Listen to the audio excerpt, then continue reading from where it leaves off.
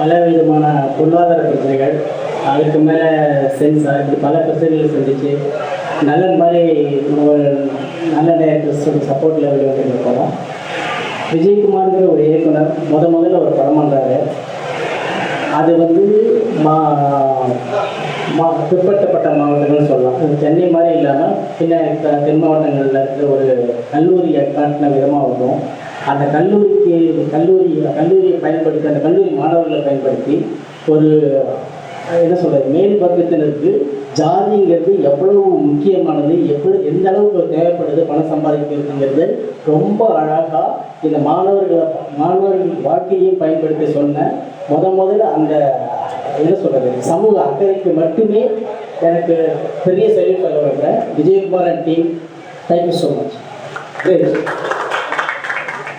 எனக்கு இந்த படத்தில் முதல் பாதியில் வந்து என்ன, நான் குழந்தை நாமக்கல் ராசிபுரம் பகுதியில் இருக்கிற ஒரு ஆர்ட்ஸ் காலேஜில் பசங்க எப்படி இருப்பாங்களோ, அவங்க எப்படி பேசிப்பாங்களோ, அவங்க ஆட்டிடியூட் என்ன, அங்கே இருக்கிற பொண்ணுங்க எப்படி இருப்பாங்க, அந்த பொண்ணுங்களுக்கு எப்படி அப்ரோச் பண்ணுவாங்க, இப்படின்னு ரொம்ப அழகாக அந்த லவ்வர்ஸ் சொன்னது எல்லாம் ரொம்ப ரொம்ப பிடிச்சிருக்குது.